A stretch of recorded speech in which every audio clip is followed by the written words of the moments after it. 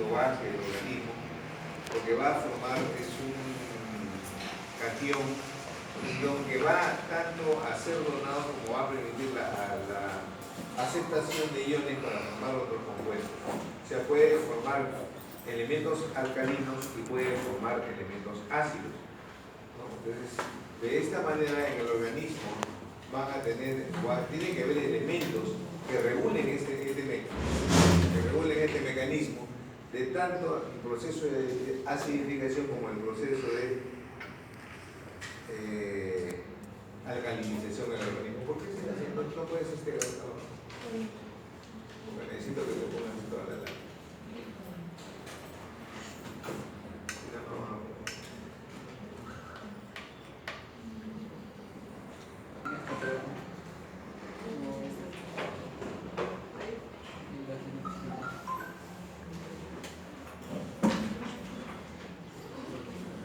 El ion hidrógeno es un catión, ¿no?, que en realidad es un protón que ha perdido un electrón en su último orbital. Entonces, por eso es que solamente tiene o va a ser muy difusible en diversas membranas, sobre todo a través de la membrana plasmática y la membrana, más que la membrana plasmática, en la membrana celular.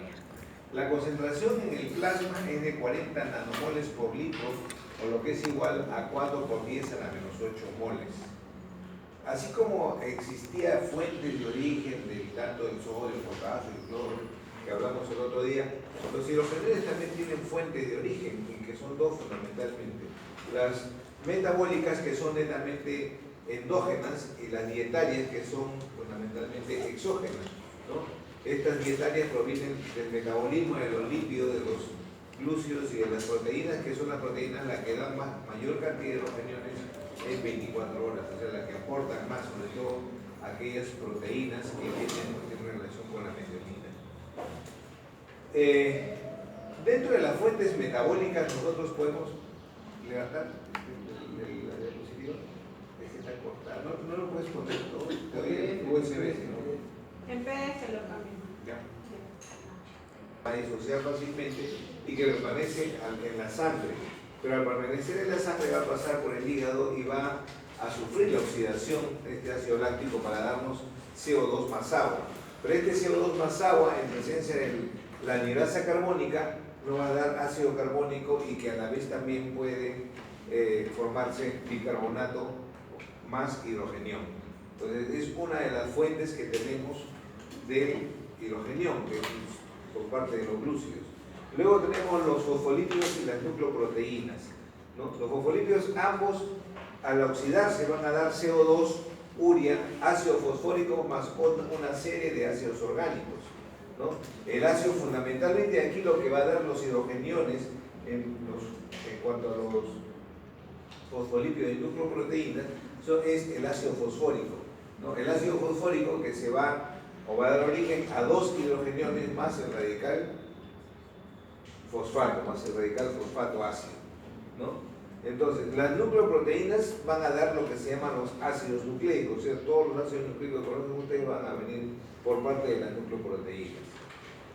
En tercer lugar, los residuos de aminoácidos. Hablando de las proteínas, los residuos de aminoácidos en las proteínas que contienen grupos de disulfuro o grupo sulfuro, cualquiera de los dos puede ser, ¿ya? Puede ser grupo disulfuro o grupo sulfuro, pero fundamentalmente son los que tienen grupos sulfuros, son los que van a aportar mayor cantidad de hidrogeniones, como por ejemplo la cisteína, que va a formar el ácido sulfídrico, la cistina, que va a formar el disulfuro en el organismo, y la metionina, que va a formar los tioésteres, ¿no? Los tioésteres que van a tener radicales de alta energía. Estos aminoácidos, al oxidarse la siguiente, ¿no?, por oxidación van a dar CO2, todo lo que es fosfolípido va a dar ácido fosfórico, y todo lo que es aminoácidos y proteína va a dar CO2 más urea más ácido sulfúrico, ¿no? Y esto se va a disociar en dos átomos de hidrogenio más el radical sulfato, que es un radical divalente. Al oxidarse la metionina, habíamos dicho que la metionina es una aminoácido importante al ofertar hidrogeniones en el organismo. Al oxidarse la metionina se forman dos radicales de sulfato, no solamente uno, como en el caso de que se disocia el ácido sulfúrico, sino va a formar dos radicales de sulfato. Entonces, en 24 horas se van a formar, producto de esta degradación de los hidrogeniones que van a formar, los glúcidos, los lípidos y las proteínas, se van a formar 1200 milequivalentes de hidrogeniones como ácido carbónico. 90 milequivalentes de hidrogenión se van a formar a partir del ácido sulfúrico, del ácido fosfórico y de otros radicales ácidos. A estos elementos, o el primer elemento que es el ácido carbónico, ¿no? El H2CO3, se le conoce como el ácido volátil, mientras que los otros 60 milequivalentes que tenemos, que se van a eliminar bajo la forma, van a formarse producto de los sulfatos y de los fosfatos y de otros ácidos, otros radicales ácidos, nos van a dar lo que se llaman los ácidos fijos o los ácidos no volátiles. Entonces, el ácido volátil por excelencia, que es el ácido carbónico, se va a eliminar a través de la vía respiratoria, mientras que los ácidos fijos o ácidos no volátiles van a eliminarse a través del riñón o la orina, ya por vía renal.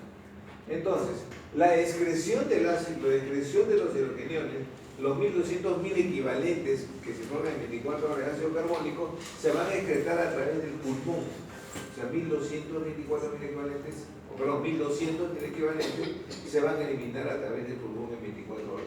Mientras que los 90 mil equivalentes que se van a formar como ácidos no volátiles o ácidos fijos, se van a eliminar 60 mil equivalentes como amoníaco y 30 mil equivalentes como acidez titulable.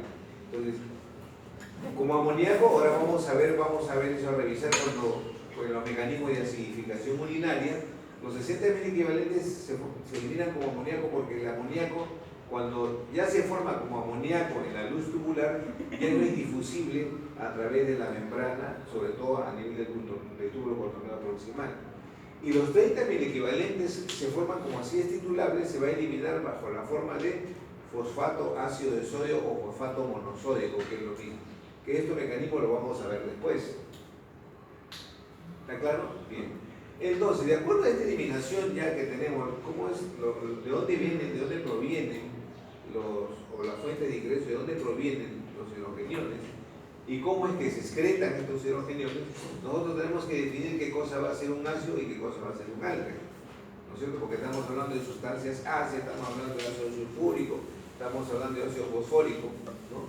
De ácido carbónico. Entonces, el ácido es toda sustancia que es capaz de liberar hidrogeniones, ¿no es cierto? Por ejemplo, el ácido clorhídrico va a liberar hidrogeniones, el ácido carbónico va a eliminar hidrogeniones para formar bicarbonato, y el ácido acético va a formar el grupo acetato más un ion hidrogenión. En cambio, los álcalis o las sustancias básicas son todas sustancias capaces de captar hidrogeniones, ¿no? El NH3, por ejemplo, que es el amoníaco, va a captar hidrogenio y se va a formar el amoníaco que no es difusible para la membrana del túbulo contorneado general, de todos los túbulos renales. El oxidilo, al captar hidrogenio, se va a formar agua. Entonces, el álcali es toda sustancia capaz de aceptar hidrogenio. Pero también nosotros tenemos que ver cuando existe en mayor o menor cantidad tanto un ácido como un álcali. Entonces, a eso se llama proceso de neutralización del álcali o del ácido. Entonces, la neutralización es la transferencia de un ácido a una base o viceversa, ¿no? Puede transferirse los hidrogeniones de un ácido hacia una base, o de una base puede transferir a un ácido. Entonces, una sustancia ácida, que es el ácido clorhídrico, se puede disociar en clorohidrogenión. Esta es una base se llama cuando hay dos elementos, ¿no? El amoníaco más el hidrogenio nos va a dar amonio. El amonio es una sustancia ácida que puede disociarse en amoníaco más hidrogenio, que es un ácido conjugado del amoníaco. Acá también, de igual manera, el ácido clorhídrico se puede formar, el cloro más el hidrogenio puede formar ácido clorhídrico, que es la sal o la base conjugada del ácido clorhídrico. ¿Seguimos? Entonces, tenemos ya la definición de ácido, tenemos la definición de álcali. Entonces, tenemos que definir también qué cosas son ácidos fuertes y qué cosas son ácidos débiles. Los ácidos fuertes son aquellos ácidos que se disocian fuertemente, o sea que totalmente se van a disociar. En cambio, los ácidos débiles son aquellos ácidos que se van a disociar pobremente, o sea, muy poco se disocian. ¿Está claro? Bien. Entonces, los ácidos volátiles, por ejemplo, el ácido acético es un ácido que se disocia pobremente.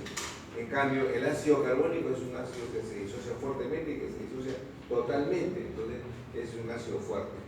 Los ácidos volátiles son aquellos que se van a eliminar o que están en equilibrio con el CO2 y que se eliminan a través de la vía pulmonar bajo la forma de anhídrido carbónico. Entonces, ya sabemos que el ácido volátil por excelencia es el ácido carbónico, pero tenemos también una serie de ácidos fijos o ácidos no volátiles. Por ejemplo, el ácido sulfúrico es un ácido no volátil o un ácido fijo que todos estos ácidos van a ser eliminados por vía renal. El ácido sulfúrico proviene de los residuos de aminoácidos, o sea, de las proteínas, ¿no? De los residuos de los aminoácidos, sobre todo que tienen sulfuro o radicales disulfuro. El ácido fosfórico proviene de los fosfolípidos y el metabolismo de los ácidos nucleicos.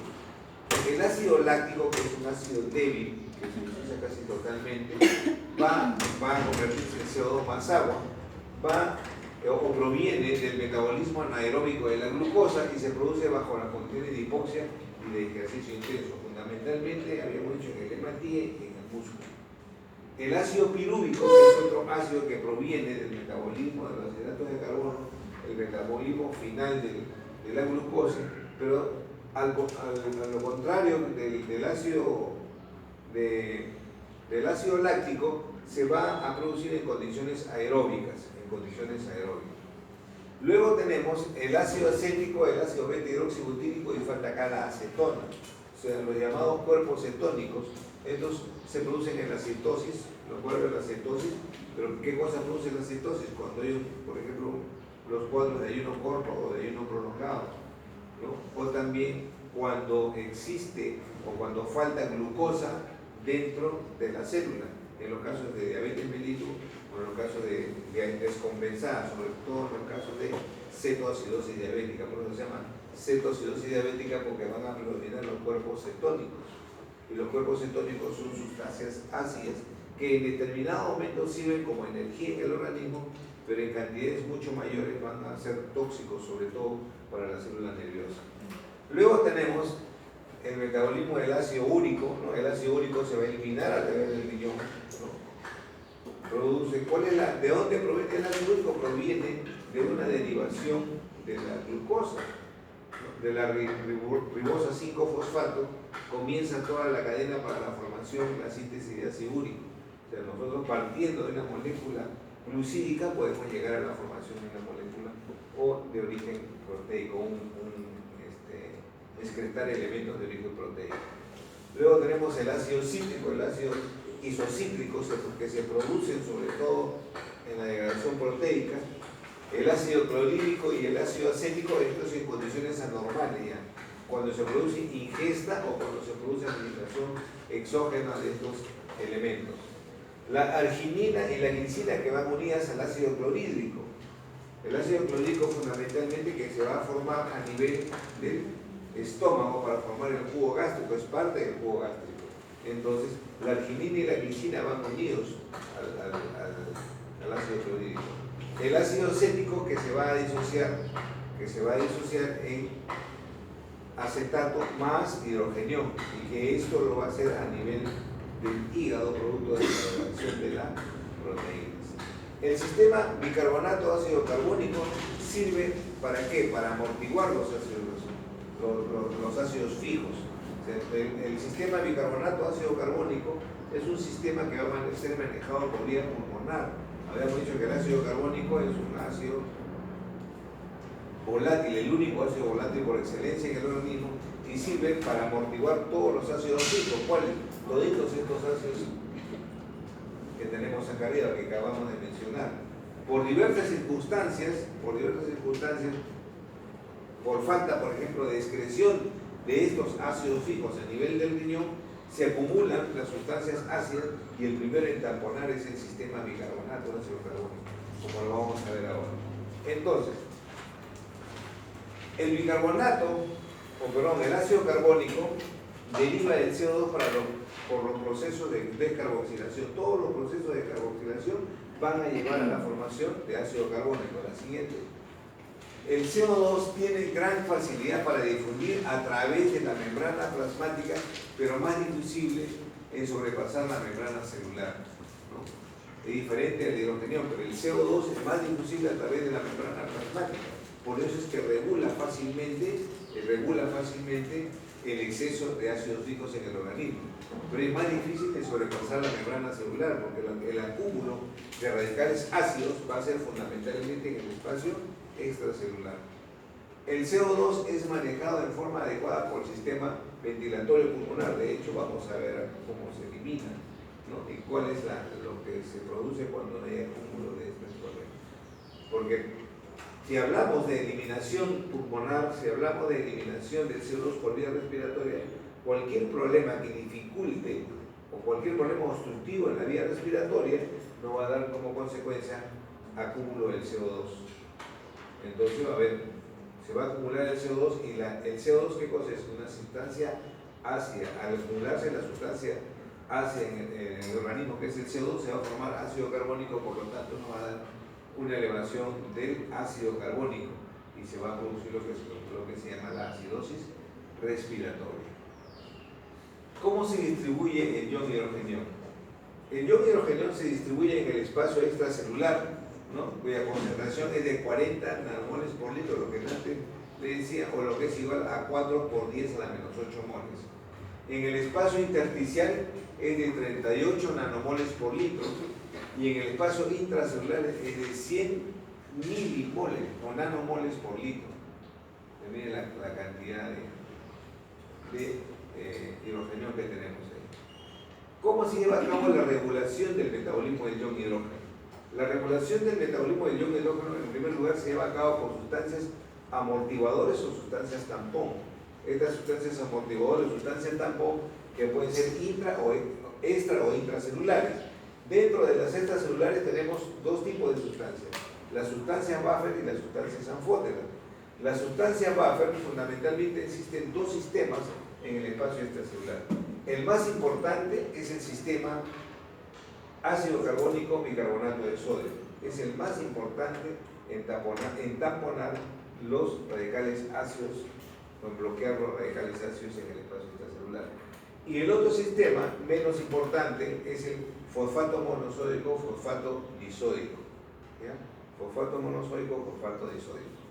Y dentro de las proteínas anfóteras, o sea, anfótera quiere decir que se pueden comportar tanto como ácido o como álcali, tenemos las proteínas, ¿no? Que es una de las propiedades de la proteína, su propiedad anfótera, o la hemoglobina. Pero la hemoglobina tiene un poder de tamponar mucho mayor que las proteínas, más o menos 6.5 veces mayor que las proteínas. ¿Por qué? Porque tienen doble, primero por el hemoglobinato y segundo, lo que se les explicaba anteayer, por el mecanismo o desplazamiento de cloruros que tiene entre el glóbulo rojo y el plasma.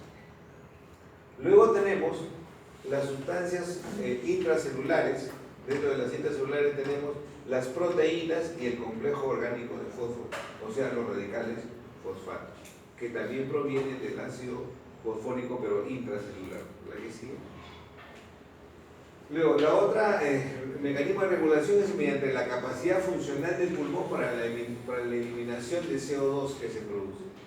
O sea, normalmente habíamos dicho que todo el ácido carbónico se va a eliminar a través del pulmón.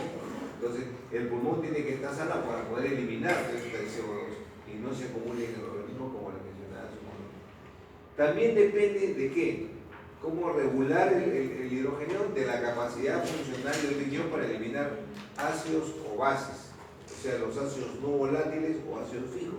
Si el riñón está enfermo, lógicamente no se va a eliminar la cantidad necesaria de hidrógeno por donde debe eliminarse.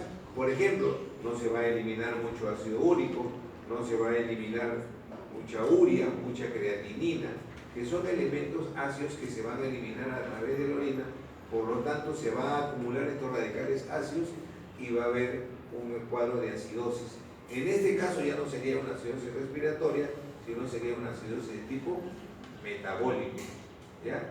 Entonces, todos los problemas de acidosis o alcalosis respiratoria tienen que ver con los pulmones, y todos los problemas metabólicos en su mayoría van a ser por problemas de excreción, fundamentalmente por la piel. Entonces, nosotros para poder evaluar lo que es la cantidad de hidrogeniones en el organismo y para poder evaluar los sistemas amortiguadores, los sistemas reguladores del ion hidrogenio en el organismo, tenemos que tener una unidad para poderla manejar, que es el pH. ¿Por qué el pH? Porque el catión hidrogenio es diferente a los otros electrolitos en el organismo. Primeramente porque tiene una menor cantidad y segundo porque tiene una difusión diferente a todos los electrolitos que les mencioné el día lunes. Entonces, el catión hidrogenio se une fuertemente a otros iones. Esto significa que el ion hidrogenio tiene que ser tamponado.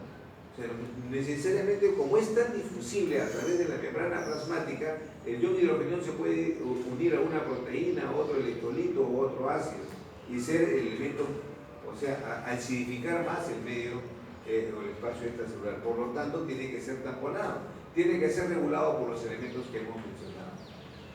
Cuando el hidrogenión se une a un ácido, el ácido va a ganar un hidrogenión y este ácido con hidrogenión se puede disociar en hidrogenión más el ácido. Entonces, en esta disociación nosotros podemos tener una constante de disociación del ácido, que es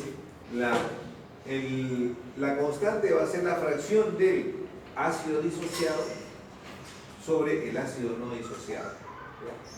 La constante de disociación es el ácido disociado sobre el ácido no disociado, ¿no? Entonces, el catión hidrogenio se va a unir en gran cantidad a los oxidrilos para formar hidrógeno o pueden formar agua también, ¿ya? Siempre el hidrogenio va a tener o va a buscar unirse con otra molécula, fundamentalmente lo hace a veces con los oxidrilos para formar hidrógeno o para formar agua.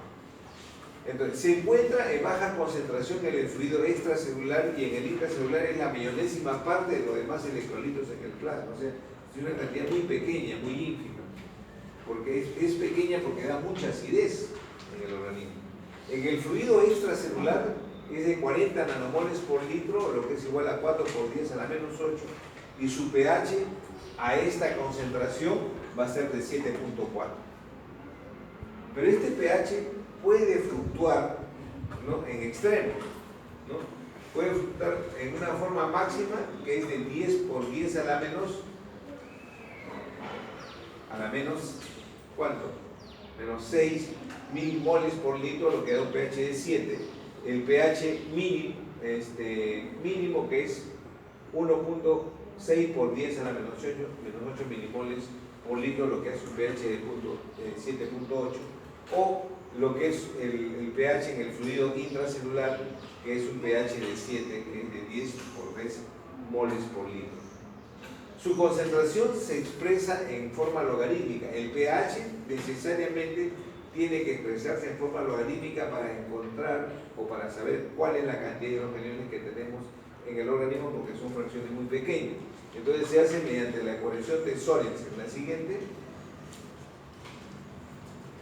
Entonces, ¿cómo es que, esto es para mostrarles cómo es que llegamos al 7.4, cómo que llegamos al 7.8 y cómo que llegamos al pH 7, ¿no? El primero es el máximo, el otro es el mínimo que debemos tener y el otro es la cantidad de hidrogeniones en el espacio intracelular.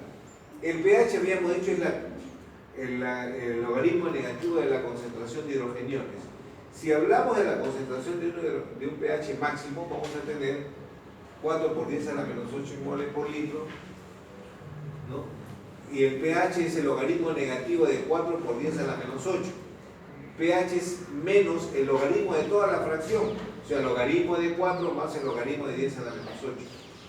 Entonces, si a todo esto o bajamos, cambiamos mejor dicho, el exponente lo bajamos hacia el costado del logaritmo, vamos a tener que el pH es menos logaritmo de 4 menos 8 logaritmo de 10. el logaritmo de 10 es 1. Entonces 8 por 1 es 8. Entonces tenemos que el pH es menos, logaritmo de 4 es 0.6 menos el logaritmo de 8, menos 8, y el pH sería menos 7.4. Si esto lo cambiamos a negativo, el pH va a ser 7.4. O sea, de esta manera podemos demostrar nosotros que efectivamente la cantidad de hidrogeniones máxima nos va a dar un pH de 7.4. En cambio, cuando es mínima, la concentración de hidrogeniones es 1.6 por 10 a la menos 8 moles por litro.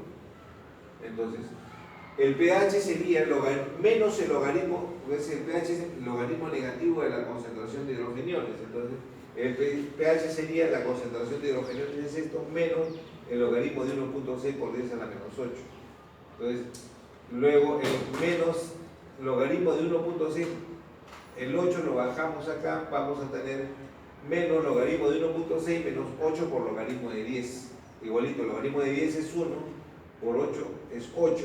Entonces tenemos pH es el logaritmo de 1.6 es 0.2, menos 8 da 7.8. Multiplicamos esto y nos da positivo, pH es igual a 7.8. Es lo mínimo que debemos tener. O sea, aquí estamos ya yendo hacia el lado alcalino, mientras que allá estamos yendo hacia el lado más ácido. O sea, va a haber mayor concentración de hidrogeniones. ¿Está claro? Y acá habrá menor concentración de hidrogeniones. En el fluido intracelular lo que hay es 10 por 10 a la menos 8 moles por litro, ¿no? Lo que es igual a decir, como es el pH, el logaritmo de la concentración de hidrogeniones, esto es igual a 10 a la menos 7 moles por litro. Entonces el pH es menos el logaritmo de 10.7. Entonces si pasamos el exponente 7 al costado del logaritmo, vamos a tener menos 7 logaritmo de 10. El logaritmo de 10 es 1, vamos a tener pH es igual a menos 7, multiplicamos esto y nos va a dar un pH de 7. Entonces, ¿qué es lo que tenemos? Estamos demostrando la cantidad de hidrogeniones que hay en cada uno, o mejor dicho, lo máximo, lo mínimo, y lo que hay en el fluido intracelular. Entonces, habíamos dicho que esto va a gobernarse por una fórmula que es la ecuación de Henderson y Hasselbalch. En la ecuación de Henderson y Hasselbalch nos vamos a tener nosotros dos elementos importantes, ¿no? Donde el pH va a ser el pK. El pK es la constante de disociación que tiene el ácido y la sal, ¿no? Su constante de disociación. Entonces tenemos pH es igual a pK más el logaritmo de la sal conjugada sobre el ácido, o lo que hablábamos antes, del ácido disociado sobre el ácido no disociado. La siguiente es lo que vamos a ver. Entonces, tenemos que cuando el hidrogenión se une a un ácido, se puede disociar el hidrogenión más el ácido. Entonces, la constante de disociación que antes veíamos es el ácido disociado, o sea, hidrogenión más el ácido sobre el ácido no disociado. Entonces, ¿qué es lo que nosotros queremos saber? No queremos saber constante, lo que queremos saber es cantidad de hidrogeniones. Entonces, despejamos hidrogenión, va a ser igual a K, que es la constante de disociación, sobre el ácido no disociado sobre la sal conjugada. Entonces, el logaritmo, si aplicamos esto, logaritmo para hallar pH, porque el pH es el logaritmo negativo de la concentración de hidrogeniones, entonces, logaritmo de hidrogenión va a ser igual al logaritmo de toda la fracción de K por el ácido no disociado sobre la sal o el ácido disociado. Entonces el logaritmo de hidrogeniones va a ser igual al logaritmo de K más el logaritmo del ácido no disociado sobre el ácido disociado. Entonces si a esto lo negativizamos, a toda la fracción lo negativizamos, vamos a tener menos logaritmo de hidrogeniones va a ser igual a menos logaritmo de K menos el logaritmo de el ácido no disociado sobre el ácido disociado. Entonces, pero menos logaritmo de hidrogeniones, ¿qué cosa es pH? Va a ser igual a ¿qué? Menos logaritmo de K es el pK, o sea, es la constante de disociación. Esta fracción negativa es igual a esto. perdón, esta fracción negativa es igual a esto, al pK, que es la constante de disociación, más, porque si esto lo queremos convertir en negativo, tenemos que invertir nomás la relación de la fracción. O sea, tenemos que poner el ácido disociado sobre el ácido no disociado. Entonces, esa es la fórmula, más o menos, de la ecuación de Henderson y Hasha. Pero habíamos hablado que la sustancia o el elemento que nos va a permitir mayor, digamos, taponamiento, ¿no?, en el organismo es el bicarbonato, ¿no?, que es un buffer extracelular. Entonces, si a esta fórmula le aplicamos lo del bicarbonato, tenemos que el ácido carbónico se va a disociar en hidrogenión y bicarbonato. Si a esto le aplicamos la constante de disociación, va a ser, habíamos hablado que arriba va el ácido disociado sobre el ácido no disociado. Tenemos hidrogenión por bicarbonato sobre ácido carbónico. Entonces, ¿qué es lo que queremos saber nosotros? Concentración de hidrogeniones. Entonces, despejamos acá, el hidrogenión va a ser igual acá por el bicarbonato que va a pasar, perdón, el ácido carbónico que va a ir multiplicando sobre el bicarbonato que va a bajar acá. ¿Está claro? Entonces, hidrogenión va a ser igual acá sobre el ácido no disociado sobre la sal, que es el bicarbonato en este caso, o el ácido disociado. Entonces, logaritmo de hidrogeniones, si aplicamos logaritmo a toda la fracción, logaritmo de hidrogeniones va a ser a logaritmo de K por el bicarbonato, al ácido carbónico, que es el ácido no disociado, sobre la sal disociada, que es el bicarbonato. Entonces, a todo esto le aplicamos logaritmo de igual manera, va a ser logaritmo de hidrogeniones, va a ser igual a logaritmo de K más el logaritmo del ácido no disociado sobre la sal o el ácido no disociado. Entonces, si a esto le aplicamos todo lo que es fracción negativa, menos logaritmo de hidrogenión va a ser a menos logaritmo de K menos el logaritmo de esta fracción que es ácido carbónico sobre bicarbonato. Entonces, logaritmo negativo de hidrogeniones es pH. Logaritmo negativo de K es pK, que es la constante de disociación. Si esto queremos volverlo negativo, invertimos la fracción más, y se convierte en más la sal o el ácido disociado sobre el ácido no disociado. Entonces, a esto se refiere la ecuación de Henderson y Hasha. O sea, hay una sal conjugada que es el ácido carbónico sobre el ácido no disociado. Y esto en el organismo tiene que mantener una relación para que exista un equilibrio en el pH, ¿no? Entonces, el pH va a ser igual a 0.1, que es el pK, que es una constante, más el logaritmo de 24, el bicarbonato como promedio en el organismo es 24 milimoles por litro sobre el ácido carbónico, que debe ser 1.2 milimoles por litro. O sea, se debe mantener una relación en el organismo entre bicarbonato y ácido carbónico para que exista un pH adecuado. ¿Cuál es la relación? De 24 a 12 o de 20 a 1, que es lo mismo. ¿Para qué? Para que exista una relación, para que se mantenga un pH adecuado en el organismo. Si se altera esta relación, vamos a ir o a la acidosis o vamos a ir a la alcalosis. Entonces, por eso es importante, ¿no?, conocer el pH y la relación que existe del bicarbonato y el ácido carbónico. Seguimos, porque todavía falta. Entonces, si tenemos el pH, el anterior, a ver, regresa por favor.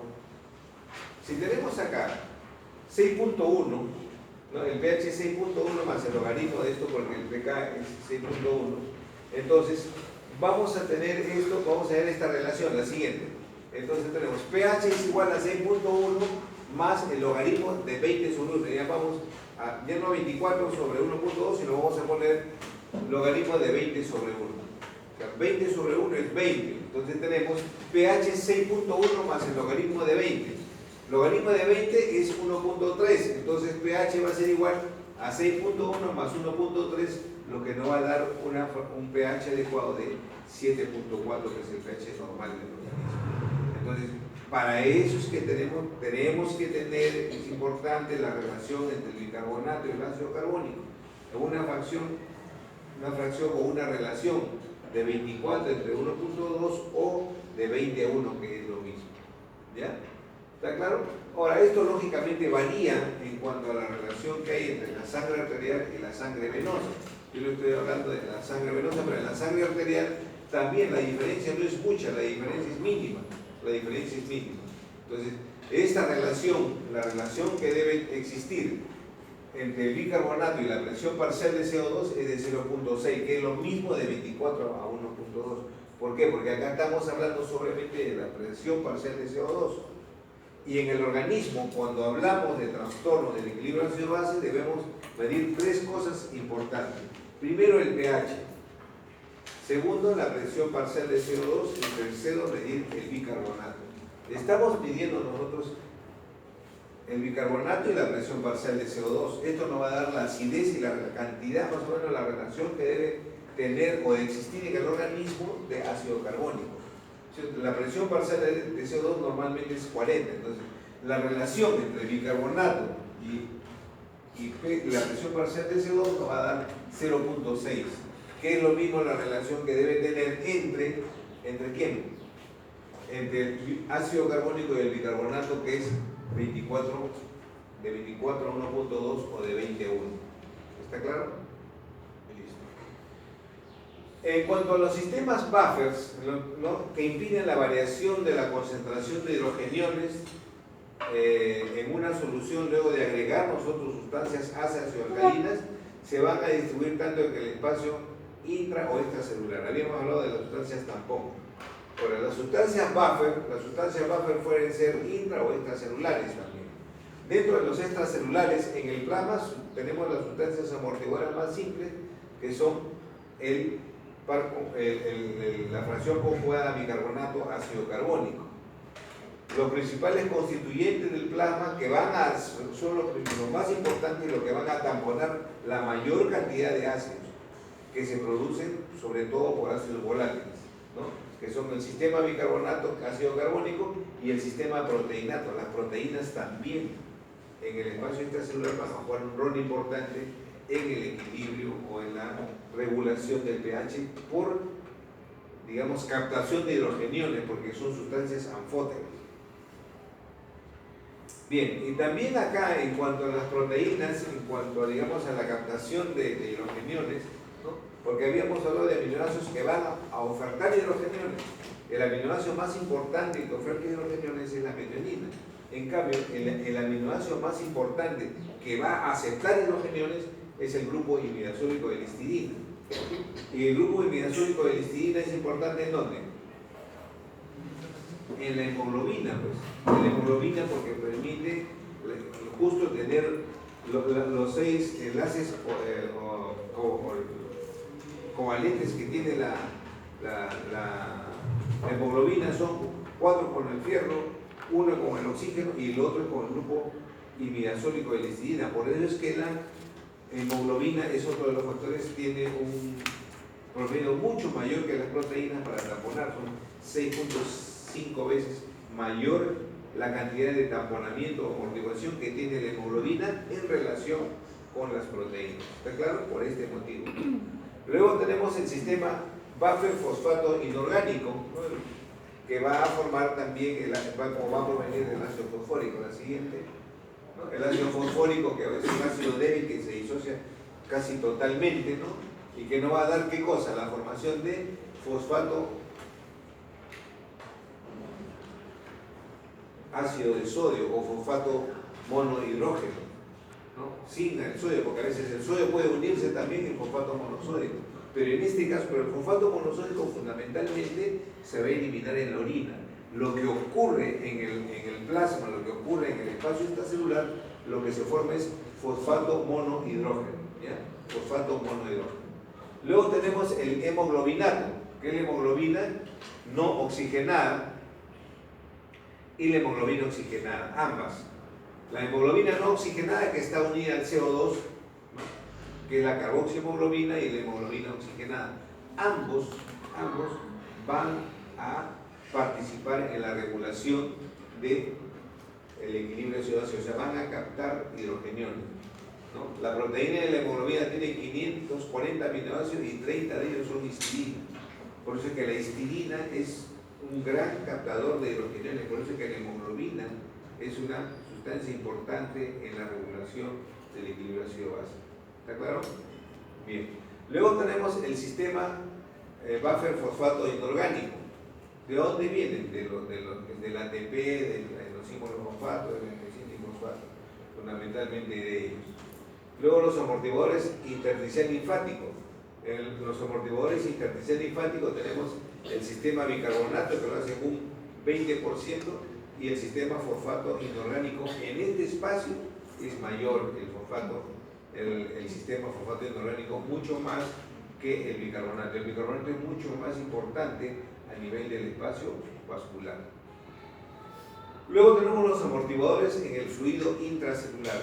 Los amortiguadores en el fluido intracelular tenemos las proteínas, ¿no? Que dan las proteínas que van a captar los hidrogeniones, los fosfatos inorgánicos que también existen en el espacio intracelular, sobre todo provenientes del ácido fosfórico, pero que al final también van a dar CO2 y agua y que va a eliminarse por vía pulmonar.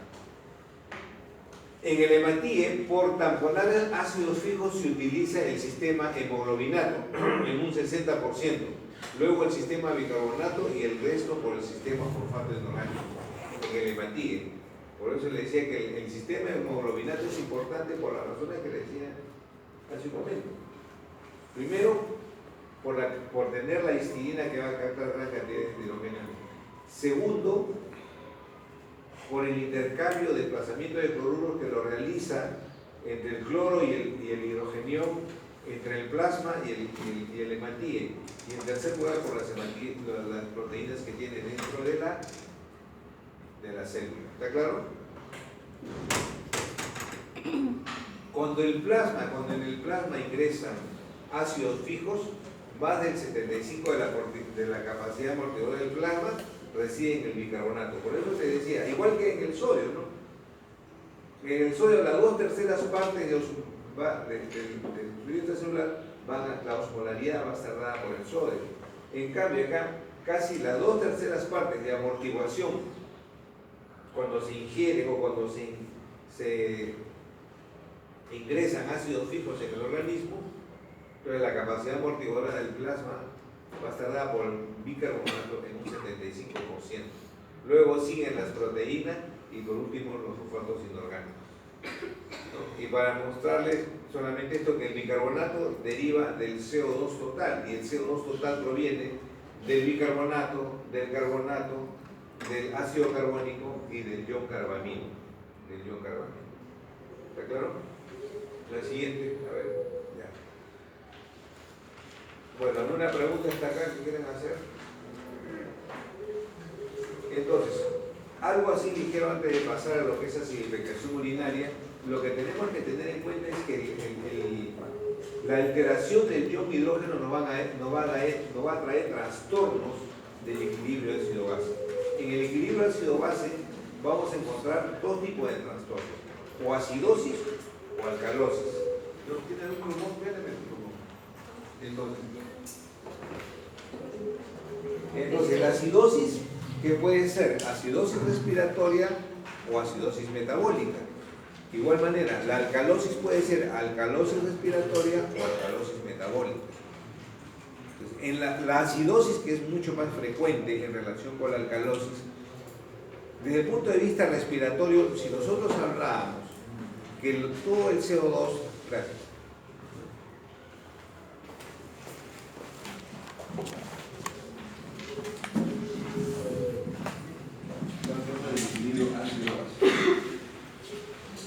habíamos hablado de acidosis, que puede ser respiratoria y puede ser metabólica. Y la alcalosis, que puede ser respiratoria y puede ser metabólica. De esto, de los dos casos, lo más frecuente es la acidosis, por diferentes razones, ¿no? Que no vienen al caso. Pero la acidosis puede ser respiratoria o puede ser metabólica. La acidosis respiratoria, habíamos hablado de que el CO2 o el ácido carbónico se va a eliminar por vía respiratoria. Si nosotros tenemos cualquier problema obstructivo bronquial, va a existir retención de CO2, por lo tanto mayor formación de ácido carbónico y va a haber mayor cantidad de sustancias ácidas. ¿Está claro? Entonces, ¿en qué casos tenemos, por ejemplo? En los casos de el asma bronquial, por ejemplo, en el estado del asma bronquial, o cuando hay tumores que obstruyen la vía de salida, ¿no?, del CO2, o en la fibrosis pulmonar. En las fibrosis pulmonares también. ¿Por qué? Porque no deja, el pulmón se fibrosa, por lo tanto no va a haber mayor cantidad de alveolos que puedan intercambiar el CO2 con el oxígeno. Luego tenemos la acidosis metabólica. La acidosis metabólica fundamentalmente se va a producir por retención de los ácidos no volátiles o ácidos fijos. Ácidos fijos que se van a eliminar a través de la vía renal. Entonces, por eso puede ser por ejemplo, retención de ácido sulfúrico cuando hay alteración proteica, o lo más frecuente la cetoacidosis diabética por retención de cuerpos cetónicos, ¿no es cierto? Entonces, la insulina no hay poca o no lo hay cantidad de insulina, por lo tanto no ingresa la insulina a la célula, por lo tanto no ingresa la glucosa a la célula, por lo tanto no tiene energía para la actividad metabólica. Entonces comienza a degradarse primero los lípidos y forman los cuerpos cetónicos, y eso produce acidez, entonces produce la cetoacidosis diabética. ¿Está claro? Entonces puede ser por problema metabólico o por ingesta de sustancias ácidas también. Cualquier tipo de sustancia ácida puede dar una acidosis de tipo metabólico porque son ácidos fijos. Luego tenemos las alcalosis respiratorias. Al contrario de lo que tenemos, por ejemplo, de la acidosis respiratoria. Lo que pasa es que aquí la respiración se va a incrementar. Al incrementarse, ¿qué cosa es lo que pasa? Va a eliminar mayor cantidad de CO2. Al eliminar mayor cantidad de CO2 está eliminando sustancias ácidas. Al eliminar sustancias ácidas, ¿qué va a predominar? Las alcalinas, sobre todo el bicarbonato, por lo tanto se va a producir una alcalosis de tipo respiratorio. Sobre todo aquellas personas que respiran muy frecuentemente están eliminando mayor cantidad de CO2. ¿Está claro? La alcalosis metabólica también, ¿no? Eso por lo general se produce por una administración exógena de sustancias alcalinas, por exceso, a veces por regular la acidosis metabólica uno emplea bicarbonato y se pasa a la alcalosis metabólica. ¿Está claro? Por lo general se presenta cuando hay administración de sustancias alcalinas. Bien, vamos a